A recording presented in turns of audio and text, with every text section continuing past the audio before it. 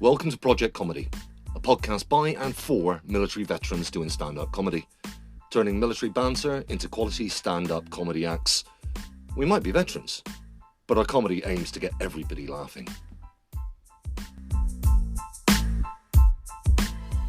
The most common mistake made by new comedians is they think that their material is the most important thing, and nothing could be further from the truth. If the audience hates you, they don't want to laugh. You have to find a way to connect to an audience, each and every room you try and entertain. There are many techniques to do this, but one we like playing with ourselves is being self-deprecating. That's just a posh way of saying taking the piss out of yourself. We'll discuss why having some good self-deprecating stuff in your arsenal could be useful, talk about comedians that are good at it, and play with some of the things we use to rip the Michael out of ourselves. I'm Jay, the old shit Saunders, and I'm joined by my fellow Project Comedy ambassadors, Gabriel, Bald Irishman Murphy, and Jamie Uberner Johnson. Hi, guys. Hello. Oh, you know. Living the dream as always. Come on then, let's start with the obvious thing then. Why is self-deprecating humour a good way to connect with an audience? Because if everybody else is taking the piss out of you, you can just join in. I think it's genuinely the way in. Honestly, if you can take the anti-energy out of the room, it's like, oh Jesus Christ, he's going to take the piss out of me. Yeah, He's going to take the piss out of himself. Grand, I'm fucking in. Something that keeps the heckler at bay. It's a nice technique for keeping a heckler at bay if you're already ripping the piss out of yourself. I think it might even, and this is me being a nerd about it, maybe it's deeper than that, especially if you're unknown to them, they want to be the most important person in the room. So if you're suddenly cleverer than them or you're taking the mickey out of who they are, you're turning them away from them, turning them away from you and what you're doing. But if you're being self-deprecating, they're going, oh, he's just going to spend his time being the least important person in the room, the failure in the room. That makes me feel like I'm walking away as though I'm the hero in the room. And that brings them on side. Without meaning to be that guy, how many times do you start the thing without meaning to be the nerd in the room when there's two fucking nerds in the room? How does it feel to be the non-nerd in the room? My level of game knowledge and anime knowledge is going to be out your fucking park, right? The thing is, though, I'm nervous. I mean, this is self-deprecating again. I think I'm a bigger nerd than Jamie, but Jamie used to do live action role play, and that's uber nerd. But with my knowledge of computers and science fiction and social media, I think I'm a worse nerd than Jamie. No, you see, because I think with things like with Star Wars, I'd smash you to the fucking ground. Oh, mate, that will be a competition we will have later. Oh, it's gonna be on me. Find yourself a Star Wars question. Find yourself a Star Wars question. I mean, Trek is my thing, but I'm also very good at Star Wars. Well, then you can fuck right off then, because Trek's your fucking thing, right? we're talking genuine opera and Star Wars, so fuck right off. Spock you. Yeah, Spock off. Spock off, mate. Are there any other reasons why being self-deprecating on the stage can help you connect to an audience? I think it's one of the things if you can see your own flaws in yourself. I mean, because I can see my own flaws in myself. I'm fucking bald and ugly as fuck. So, if I can see them. Notice how nobody corrected you. Yeah, I know. I was expecting a little bit of a giggle there, boys. Thanks for backing me up. Cheers. Thanks very much. I'm just gonna fucking hang myself now. Fuck it. I think if wardrobe. yeah, in my wardrobe. Yeah. I think if you can see your own flaws, I think it makes a level playing field in the fact that everyone else feels comfortable in the ideas that any flaws that they have are completely fine, as opposed to justified to be having a gag at. Oh yeah. And I suppose it's a way to keep yourself, I hate to say it, fresh in the current market. If you look at everything that's on the TV, we were having this conversation a couple of minutes ago, Gabe. Yeah. the TV market for comedy is all based around current affairs or situation comedy. That's it. That's the only two markets at the moment. If you're ripping the piss out of yourself, you're not talking about current affairs. You're not talking about setting up a situation comedy or anything like that. You're actually bringing something new. You're talking about your life, and you're actually being more real. Does that make sense? You know, we're not the Jack Whiteballs out there, or the Lee Macks, or what have you, that are, or the Jimmy Carrs that have massive, rich lifestyles and things like that. We're open mic comedians taking the piss out of real life. See, I challenge that because I actually have a really rich lifestyle. I just haven't got the funds to do it. because I'm poor and stupid.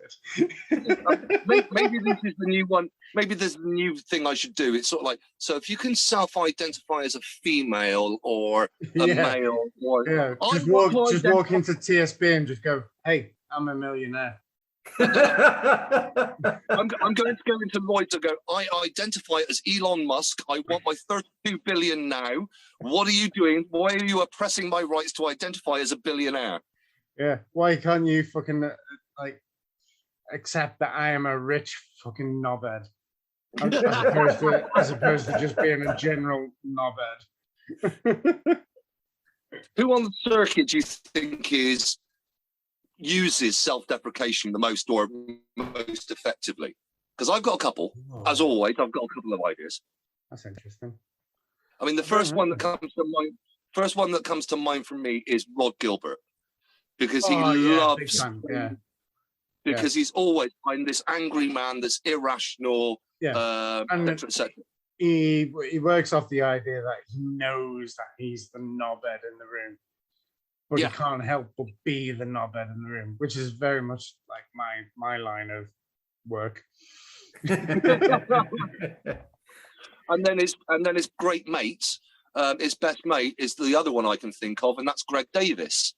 You know, being massively overweight, stupidly tall, socially inept, no good with the women, and nearly every one of his shows is just, "Hello, my name's Greg Davis. I'm going to spend the next 2 hours ripping the piss out of myself." Can you think of any others that are good at it? I mean, some do it not as much to the same extreme. Can you think of anybody else that's good at ripping the piss out of themselves? I mean, Jimmy Carr is always ripping the piss out of his own laugh, isn't it? Because it's a stupid as fuck laugh. And I constantly wonder whether he puts that laugh on to just be stupid as fuck. And it's also how he plays with the plastic jock thing. Sorry, the plastic jock, plastic Mick. The fact that he is right. Hey. I knew that was I'm not going to edit it. Typical fucking English fucking response. It could be Celtic. It could be fucking any one of them. Whatever. We'll just pick it. Italy. It's all the same. You only eat potatoes. Who gives a fuck? But the way he plays with his Irish heritage is really good fun as well. You know, and the fact and he takes it to the next stage. And you could sound like this if you educated yourselves. This is what a proper voice sounds like. Taking it to the next level. Any other comedians you can think of? I can think of probably a couple of musicians that are self-deprecating. I wish Elvis, when he died, was very self-deprecating. No, that was called self-defecating. Oh, right. Yeah. Well, So what topics do you like to rip the piss out of yourself for? What are your go-tos?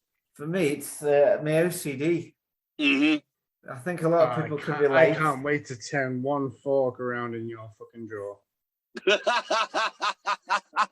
As displayed by my mug tree in the background. Yeah. I want to turn a mug around. You may have guessed.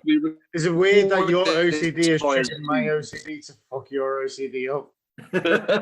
I mean, you may have realised, listeners, that we record this via Zoom so we can see what's behind other people. I'm just looking behind Jamie going, mate, if you got OCD, can you sort your fucking cable management out for that fucking TV? Because that just looks gay, the way the cable's coming down at an angle. That's not good for me.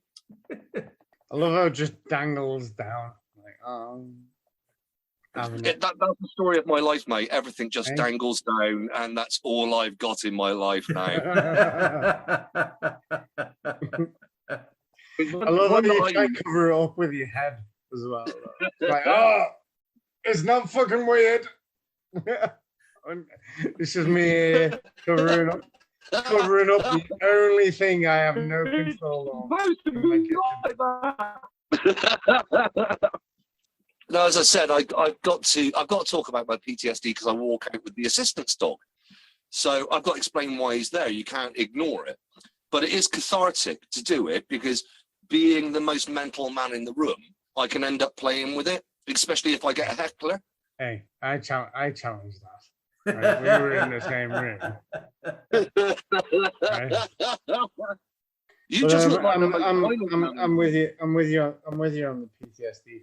Like, you know, I think for people who suffer from any ism or any sort of thing that, you know, that they have to deal with in their life, I think if you can joke about it and take ownership of it, and as well at the same time educate people on it, I think that's the best thing going on. I mean, which is probably really weird because it sounds like a really positive thing I've said, and I'm not obviously known for being a really positive person. But I think if you can address whatever issue you have, I think that's the best way of going forward with stuff. And I also like playing with, let's be honest about it, in project comedy, I think I'm the oldest person in project comedy. Not necessarily on. Again. Well, I am. And when this podcast goes live, it will be my birthday. So I expect somebody to tweet the project comedy, Twitter channel saying happy birthday, Jay, please, you little bastard. Right. There you go. But it's a fun thing to do because most of the rooms I go into, the audience is younger than me. So pointing out how old I am and how decrepit I am and how I'm shit at dating, and here I am in my 50s trying to use Tinder and Bumble and what have you. That it is genuinely funny. I'm in my mid 50s and trying to date. That is comedy in itself. See, I'd love to. I was just going to say I'd love to be single. But I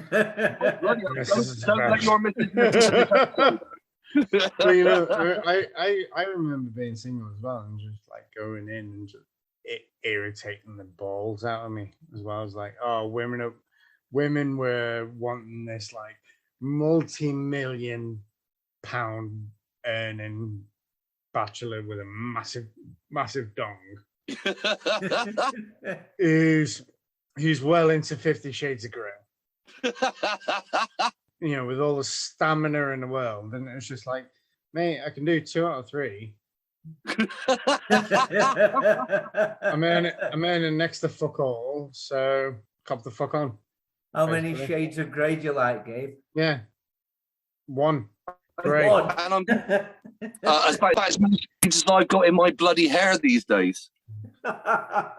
This really pissing me off as well when people turn around and say, oh, it's shades of grey. No, it's grey. It's not shades. It's grey. Done. Oh, I could be such a nerd about that. But I'm going to shut up. Get fucked, because I'll go into the realms of what's pink and what's red and what's white. That pisses me off as well. Pink's a colour. It's not a fucking colour, it's a shade. Well, that's a fucking valid point. I'm happy with that. That fits in my nerd brain. Yeah, fully. Honestly, you go in and it's red and white. Get fucked. How about you, Jamie? And if that doesn't make women feel inferior, then what does? What about you, Jamie? Is there anything else you like taking the piss out yourself for? Social anxiety sometimes, that gets me. Yeah, and it's a good subject to talk about as well, isn't it? Because people, you probably encountered this yourself. When you do stand up, everybody's there going, oh, I'm too scared to do that. Actually, it's nowhere near as frightening as I thought it was going to be. The first couple of gigs were, let's be honest, first couple of gigs were terrifying. Once you've done a couple, actually, I'm more comfortable on the stage than I am in my own living room, if you like. Yeah. I think then, because then that becomes your sort of environment, doesn't it? It's an environment of your own creation then. So I think it's that oddity of you can nearly predict what's going to happen in a stand-up gig. You pretty much know what's going to happen. You're going to meet the booker. You're going to find your slot. You're going to watch a couple of other acts. You've worked out where the loos are. You've worked out where the beer is. You get up. You do your set, which you know. They're going to laugh at the times you think they're going to laugh, or they don't. You just go through it, and you know how the evening ends. That's easier for me to do than walk into a pub and try and strike up a conversation with a bunch of strangers. That's more terrifying to me, that, as a single bloke with a bloody mad dog, to walk into a pub and try and talk to people. It's easier to talk to them from the stage. Oh, you see, because like every single time I go into a pub, I know I'm the fucking mentalist. And it's just like, we went to the Trafford Centre today, and bless him as well. Like there was a fellow who was a cleaner, who's obviously got like an issue. Issues. Yeah. The only person he spoke to, weirdly, was me. I wonder why. Because I look like I have fucking Down syndrome. That's why.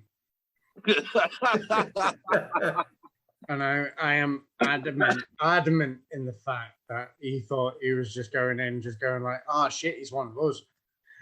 I'll go over and have a word with him. And then when I started talking, he freaks the fuck out because I'm talking normal.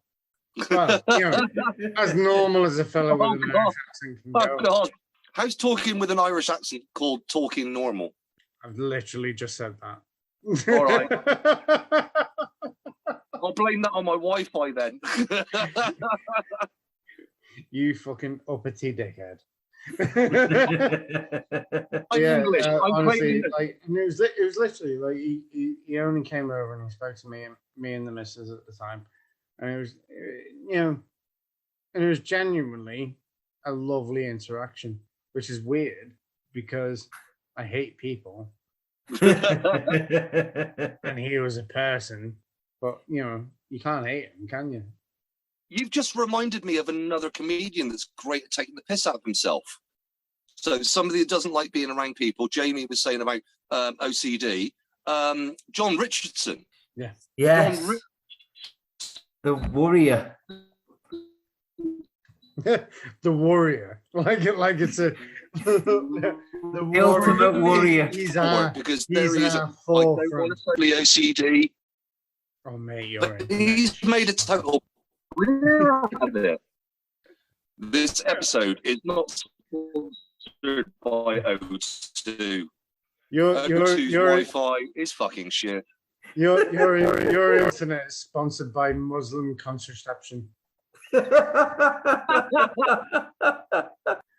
a hope to get better Wi-Fi, let's give a pause for a second and let's just tell you how you could join Project Comedy.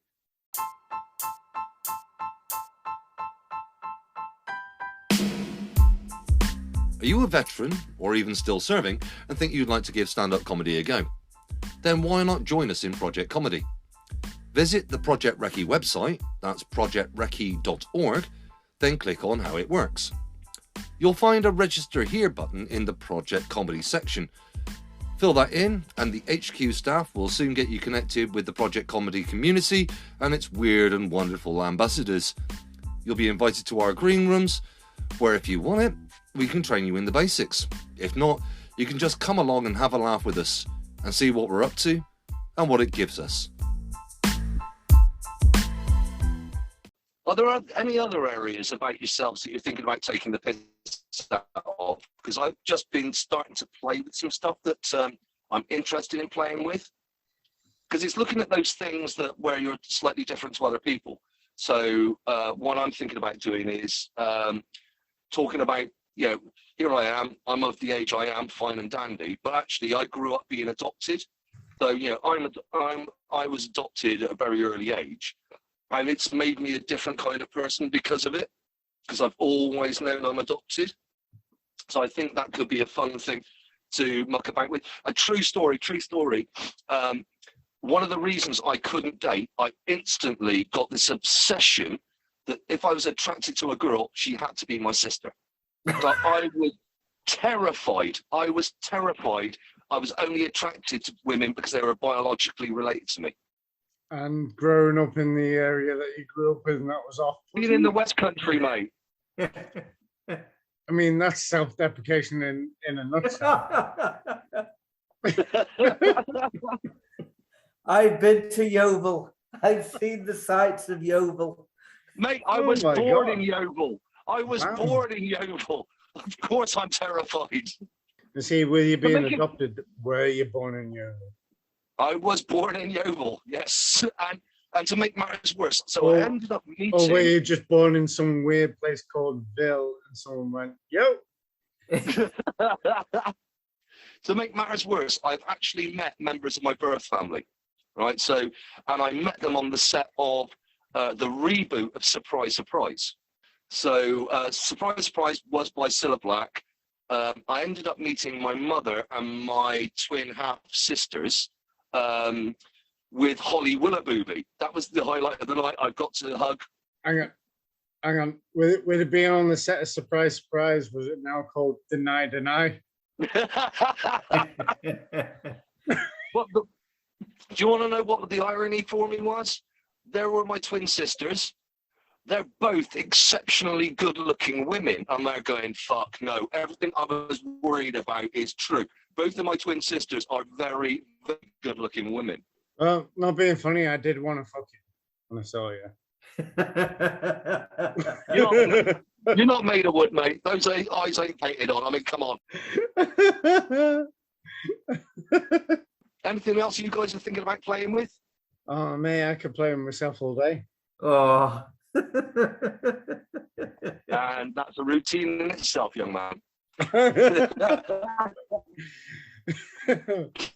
My secondary school, I think. I went from. I started out in a Catholic school, and I went what you consider to be regular school. Yeah. So you can't pigeonhole me in any particular school. So I grew up hating secondary school because I never knew where I fit in. Well, the Catholics would have tried to teach you that, but where they're teaching you to insert yourself is the wrong place. Yeah, the thing is with the Catholic school of teaching is that you can't fit in anywhere, but a lot of things can fit in you. What? Oh, mate, I feel touched now. More touched than I did in the confessional box. Do you feel upset that you were the only student that wasn't touched up? Yeah. I was the ugliest. I was the ugliest kid because I wasn't violated.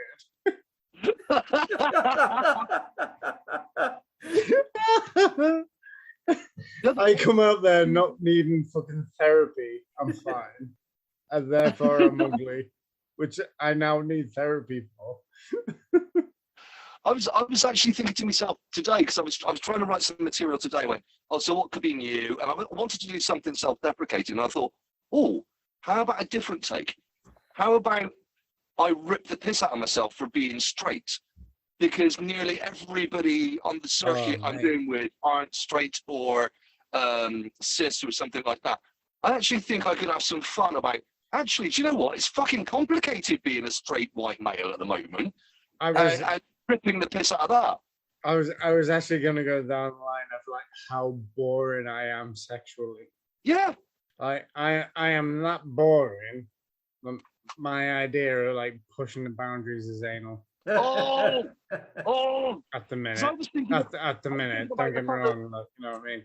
Like I think like everyone's idea of like getting dressed up, I think it just takes a lot of effort. And I'm not being funny. Like we've got the obviously like the little jiggy gob shite, so she takes up a lot of shit. So you got the planning and everything like that. And it just seems like a fucking tactical maneuver to actually have sex. So,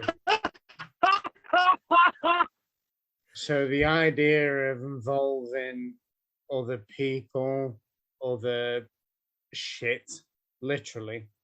Oh no, no! It just seems a lot of palaver, and I'm not being funny. I'd rather have a wank.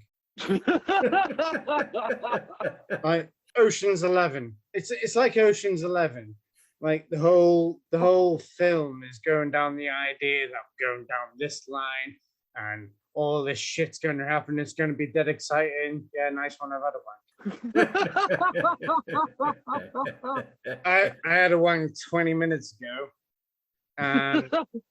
and you're actually trying to get over on my ejaculate. Nice one. The bit that disturbs me about that is we've been recording for 30 minutes. Mate, use it. Right. How about our service lives? Is that something we can rip the piss out of? Oh, because there's the stereotypes about what each service is like.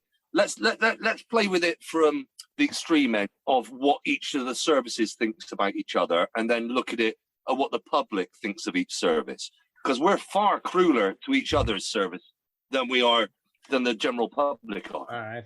Come on then. Let's start with me. Let's start with the one on the failed experiment. I'd quite happily take a lead on this. Me being the army, you two are shit. The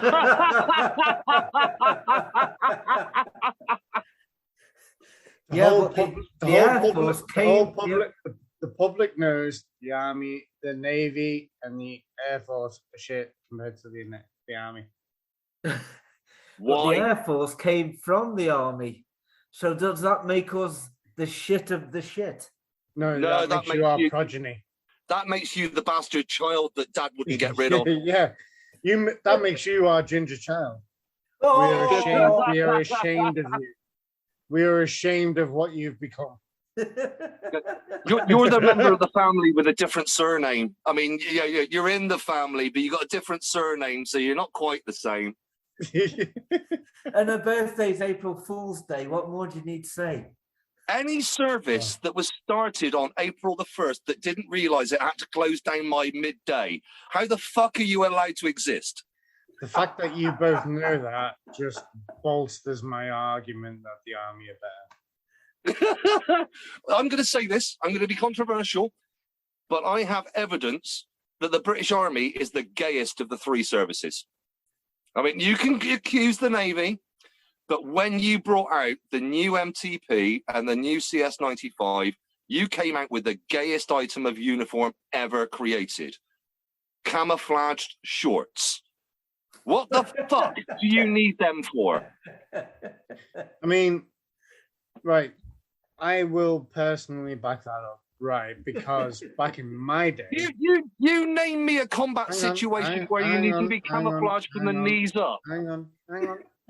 Well, hold your fucking horses, hi-ho silver, right? Personally, back in my day, if you weren't willing to cam up your ass and your dick, then you weren't getting them out. So... I mean, what's coming next? Camo chaps. So I think nowadays we have gone very gay. Nowadays, I mean, have you? Hang on. Have you met most of your Maverick? Have you met most of your officers?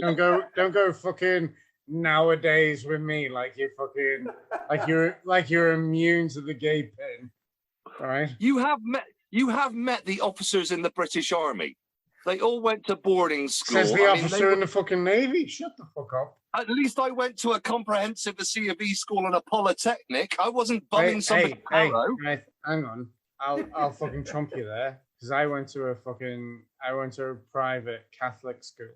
So shut the fuck up, right? No wonder you're so abused. Yeah, I'm just revisiting my abuse that I had on you.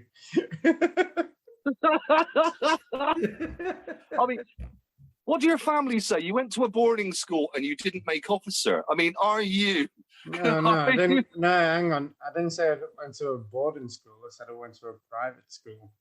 Oh, right. so sorry, upper class.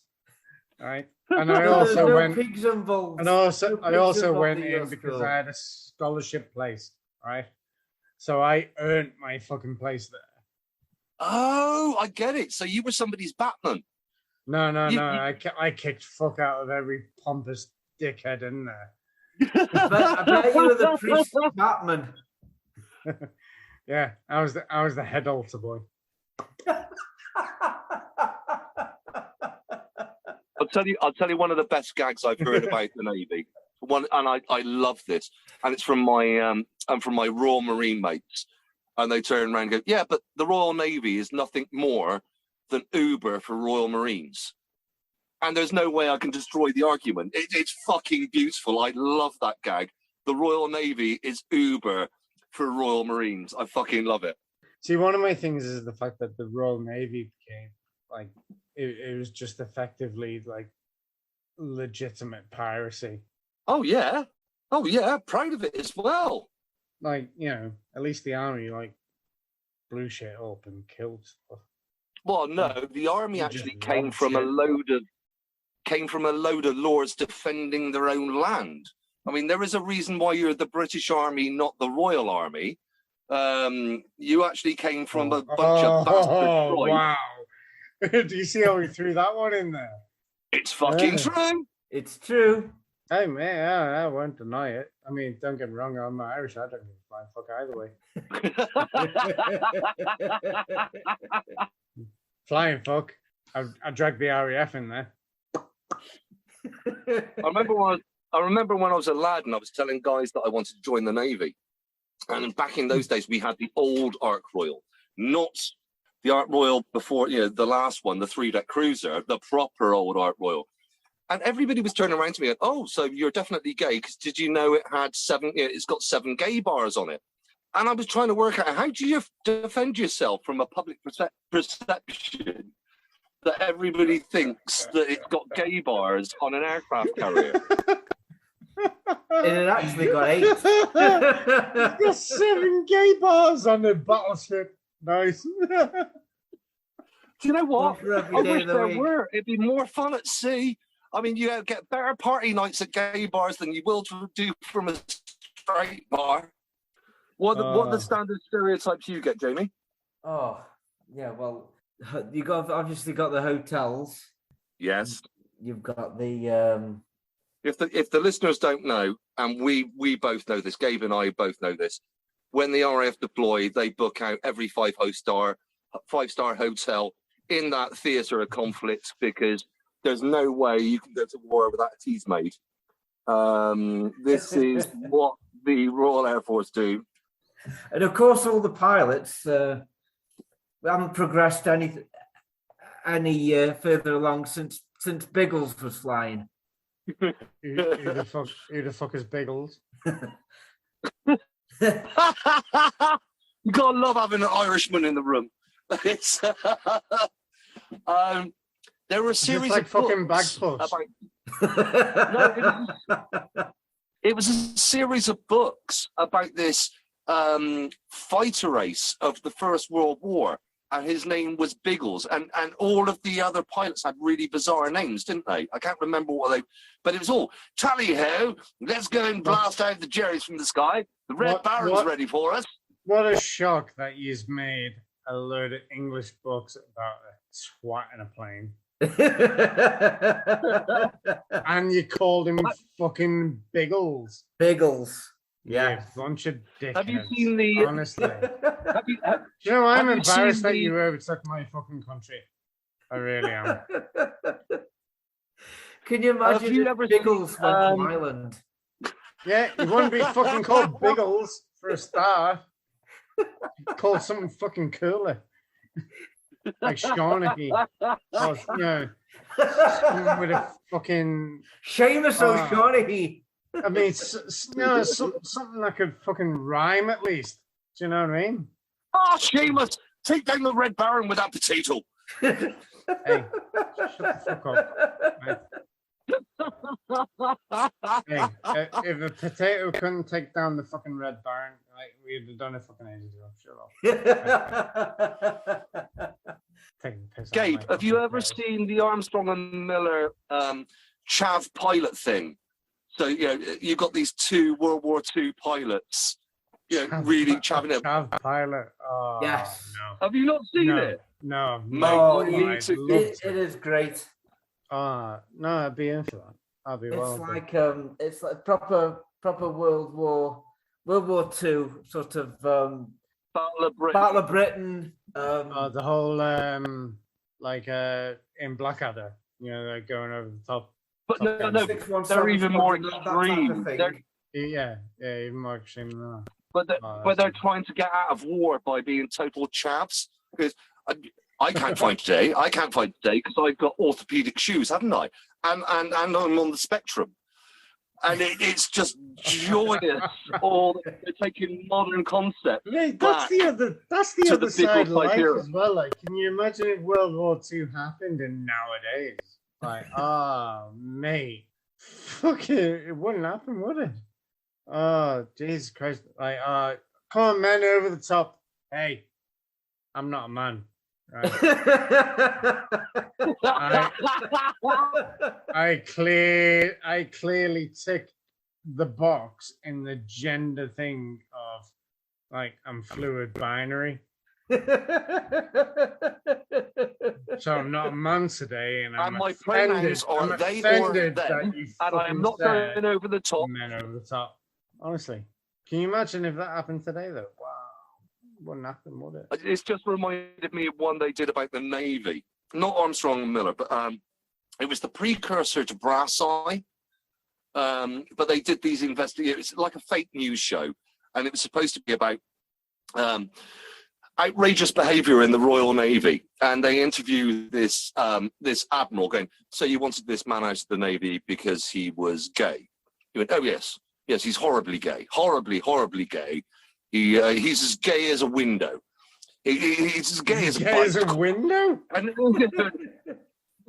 well, what's the problem with having gays in the Navy? He goes, "Well, you see, you've got to realise if you've got a gay man on a warship, they deflect radar, they attract shocks, they nudge people when they're shooting. It's absolute genius. The absolute stereotypes they chuck out. It's beautiful, beautiful sketch." What gets you me realise is the how fact much you that they sound would like Boris describe someone Johnson as there. gay as a window. So Just therefore, laugh. every house in the UK is gay. Oh, dear boy. I mean, he's dangerously gay as a bicycle. I mean, it's the very British thing. You can use any word to describe being somebody gay or drunk, isn't it? It's sort of like, no. He went out last night, had several beers, and he was totally gazeboed. He was absolutely happy. Mate. Oh, he was peppermills. One of my favorite terms is let's get fucking wallpapered. Let's get trolleyed.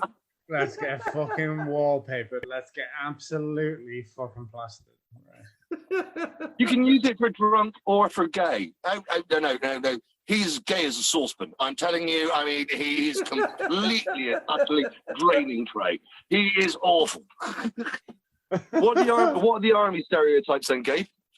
Oh, the army stereotypes is that we just walk everywhere and we stink, isn't it? I mean, I'm just putting it out there. You're not called Pongos for a reason. I mean, it must be quite embarrassing being the eldest agency that we have, and you're the gayest going off the Navy. I take offence at your gay remark. It's only gay if you push back. And equally, Jamie, you being the youngest and equally just as gay. And yet we're surrounded by men and we're not gay.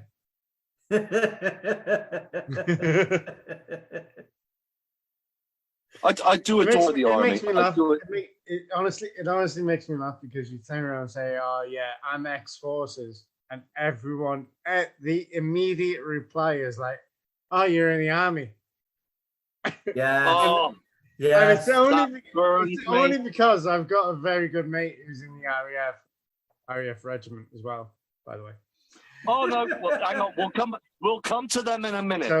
So the sheer fact that he was that gay that he wanted to be in the RAF, but also in the army, but didn't want to be in the army, right? And every single time, everyone says, like to both of us, like, "Oh, you're in the military, you're in the army."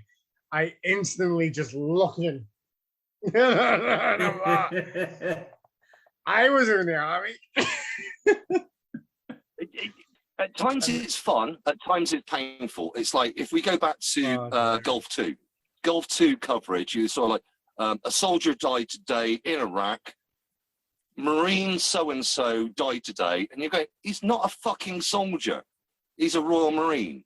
Can we get these sort of things right? That's when it crosses from being banter to being you're just being a fucking twat now. Yeah, but you can be a dick about it. And each one of us has a trade or a branch or a regiment that we love ripping the piss out of. I mean, for Gabe, the Royal Military Police. I mean, I could honestly rip the piss out of every single military regiment that there is. It's so indoctrinated into everyone. Like the Duke of Boots. What's the fact that the artillery are cowards and all that sort of shit. The engineers for being wedgeheads.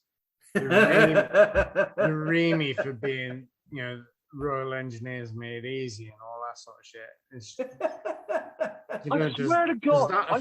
Does that effectively make us squareheads because we are easier than wedges?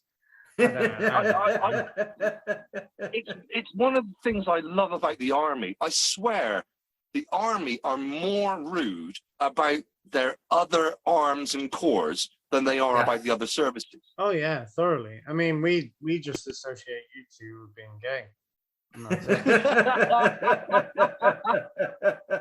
At least we only have. I mean, don't get me wrong. The airborne side of us love you, RAF, for kicking us out the fucking plane.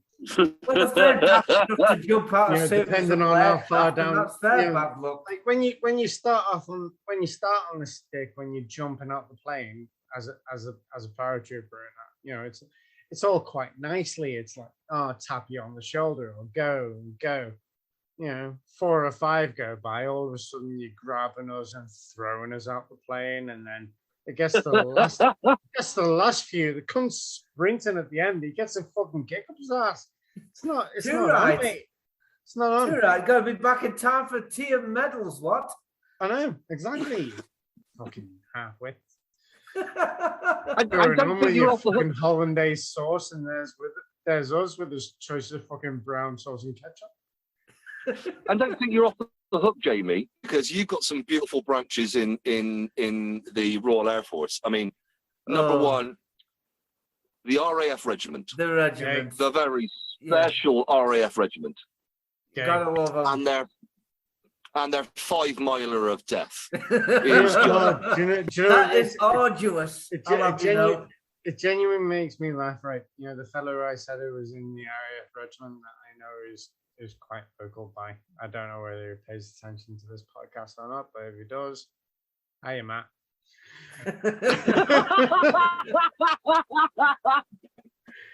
He when he joined up, he said he was going to join the paratroopers, right? So he was going through the wrong door. No. He was going to join Para-Reg, and someone from the RAF grabbed him and said, "Hey, do you know what's over here? It's basically Para-Reg, only with tea." Oh no! No! Right. Tea and cookies. Honestly, he was like, it's basically Para-Reg, only in the RAF. And no! Like, oh, mate, if someone said that to you, you'd be fucking fuming, wouldn't you? genuinely bless him. You know, he joined in thinking that he was doing power red shit. Shit the bed. Just in the area. And you've also, Jamie, the only branch of any of the armed forces I've ever had a problem with, your snowdrops. Oh, the RAF. The beautiful RAF police. Yes.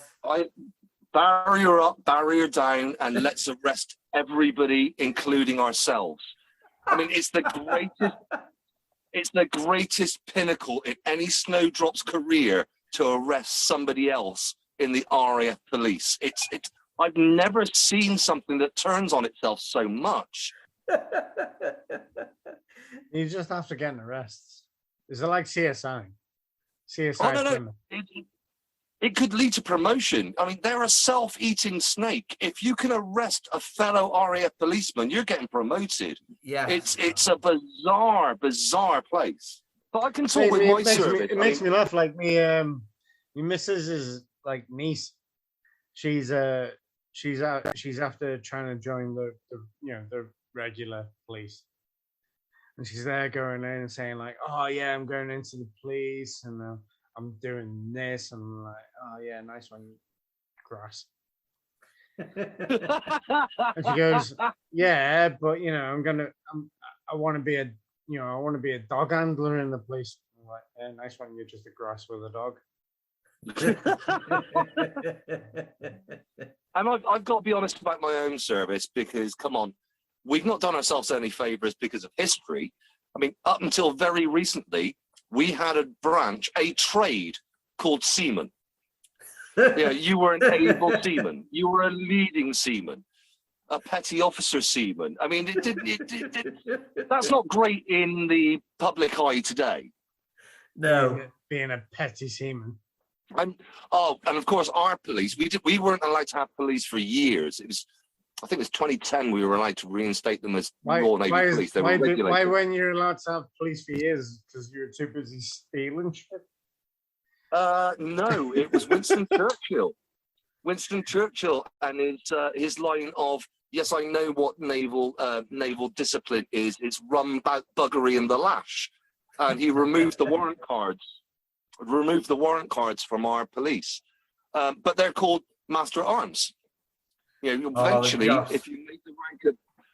So the Jossman, if they make the rank of Chief Petty Officer in the regulating branch, they're referred to the Master Arms or Master so-and-so. I did serve with regulating Petty Officer Bates, and he got promoted to Master Arms Bates. So he did become Master Bates. I did serve with the finest the cabin boy? The best one I ever had. So there was one rank above, the Warrant Officer Master Arms, and he had the best name for a Master Arms ever. Warrant Officer Master Arms Tantrum. I mean, what a beautiful name for a and he was the loveliest bloke on the planet. But it was Womar Tantrum. He was just a brilliant bloke. Do you know one of the best fellas that I ever worked under was in my trade training, a guy called Major Payne. Major Payne. Oh, brilliant. I swear to God, honestly, Payne was Paine. What a guy. Honestly, it was fucking amazing. There's a beautiful one. A guy who called himself, I believe he made it to commander, maybe even captain, but he called himself Christopher Robin. It was a bouquet moment. His name was Robin. He was Commander Christopher Robin, but you had to pronounce it Robin. See, the reason why I only made it to Lance Corporal twice is because of the sheer fact that if I ever made it to Commodore, I'd be 64. I would legally change my name to 64. Here's one for you, right? Oh, thank you very much. Little fact for you. Right, there are only 3 ranks in the Royal Navy that you're supposed to put Royal Navy after. Do you know what they are? No idea, because it's No. fucking wrong there. Well, two of them you'll get straight away because of the Army reference. Lieutenant. Yeah. So it's Lieutenant Royal Navy, because a lieutenant is the same rank as a captain, British Army. Captain Royal Navy, because Captain Royal Navy is the same rank as a full colonel, British Army, and Commodore. But why do they put Royal Navy at the end of their name? Because they get confused with Commodores of yacht clubs. So that's our equivalent of a brigadier. Wow. They put Royal Navy so they don't get confused with Commodores of yacht clubs. Wow. If it comes to the point where you're that toffee. Like, The Army did it. Are you a Commodore of the British Army? Oh, I'm just a Commodore of a fucking dickhead. Lionel Richie was in the Navy. He was a Commodore. Oh no, no, Jamie. I'm almost willing to put I love that you did that. I love that you did that. But the Army did it. The Army did it. Why do you have Major General before Lieutenant General? Because a major's more important than a lieutenant. And it's because it was. Why are you asking me? Because it was Sergeant Major General, and then they suddenly decided, I don't want to be referred to as the lower ranks, so they got rid of Sergeant. More to the point, why did you ask me the question when you knew the fucking answer? Jesus. Just pointing out, you've done exactly the same thing. You're not better than us, you scumbags. I'm a Lance Corporal nobody. Jesus, Christ, fucking shut up. God. If anyone can tell this from the audience, by the way, Jesus Christ can tell who's the important people, who's not the important people. The amount of, you know what I mean? And here we've gone from being self-deprecating to who can I insult now? Maybe this is how our comedy routines work out. We start off insulting ourselves and going, right, I'm going to insult these two fuckers in the room with me. I can fucking insult anyone. So let's recap on it then. So self-deprecating humor, is it worthwhile to do? Is it something you should have in your bag as a new comedian? I'd say yes, definitely. I don't know whether you need to have it in your arsenal as like a new comedian, but I think especially when it comes to the realms of like heckling, I think it's definitely a good idea to do it, because I was just gonna say that. Just to purely stave off hecklers. Yeah. Yeah, I mean, if you're going down the lines of, you're doing your routine, and someone turns around to me and says, "Yeah, you're a ball twat," it's like, "Yeah, nice one. Your mum slapped me on the head fucking 5 times when I was licking around." This is the reason why I'm bald. I had this with a heckler a couple of months back, and I start myself off with the PTSD and the dog and blah blah blah, and he started heckling me, and I just turned on him. It was sort of like, I'd done this gag about I know I'm not a catch. The only way I'm going to be described as a catch is accompanied by the words chlamydia and syphilis. And he turned around to me and went, "Oh yeah, there's no way you could cut that. You could never get a bird in your life." And I just turned on him, and it's much like you, mate, isn't it? AIDS. You don't want to catch that again. And he just stared at me. I went, "Mate, I started my set with, I've got PTSD and I'm an ex-serviceman. Did you not think I was going to turn on you if you have a go at me?" He zipped up straight away, because I had started off by having a go at myself. It enabled me the flexibility in the room to have a go at other people in the room if they were intruding on me. Yeah. I think it's also a great way to connect with people, isn't it? Definitely. It's a good way to connect with people. Putting yourself down first, and people go, "Oh, you're not ugly." It's like, "Oh yeah, nice one. You're not going to shag me now, are you?" And then turning it around for our target audience, if it were, because we're mainly aimed at veterans, but we're there for anybody that's interested in comedy. Is it worthwhile playing around with the military stereotypes both self-deprecating and, you know, insulting the other services and what have you? I think it's worth dumping into the military stereotypes, even if you aren't military. You know, like dive in there, and I think, you know, it's a well of, you know, a source that it's not really well thought out. I suppose most people haven't done our jobs, have they? And we're actually making it more real. Don't get me wrong, over the way that I enunciated that, it really did bolster the fact that army are thick as fuck.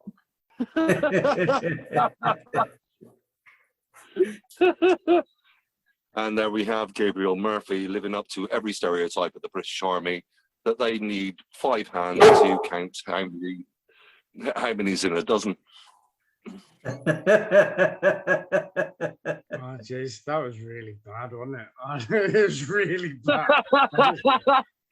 I've got to tell you, I'm genuinely more intelligent. I just had a really bad brain fart. Let's put it this way, Gabe. I don't think the British Army are going to be asking if they could download that particular quote as a recruiting advert. Join the army. I'll teach you how to speak like. I'll speak like. I've been in the army for these number of years, and I can speak like this now. When your army recruitment sounds like a Hodor. Hodor! Hold the door! Hold the door! Just make people go into the infantry. Hopefully that's given you a few ideas of what you can actually play with, self-deprecating and taking the piss out of your service life. I've got to thank my 2 co-hosts here, Gabe and Jamie. As always, an absolute freaking delight, boys. And we'll finish off the way we always do. We'll give you a couple of social links, tell you what we're up to, and how to follow us on social media. Cheers, guys. Cheers. If you want to see what we're actually like on stage, please have a look at our YouTube channel. Search for Project Comedy, Veterans Doing Stand-Up, and look for our black and white logo that's exactly the same as the one we use for this podcast. You can also now follow us on Twitter. We can be found at Proj Comedy. That's at PROJ Comedy. I'm EJ Saunders. I can be found on Facebook, Instagram and Twitter if you look for Comic J Saunders. That's all one word with the letter J in the middle. Comic J Saunders. Thanks again to everyone that's taken part in this episode. Until next time.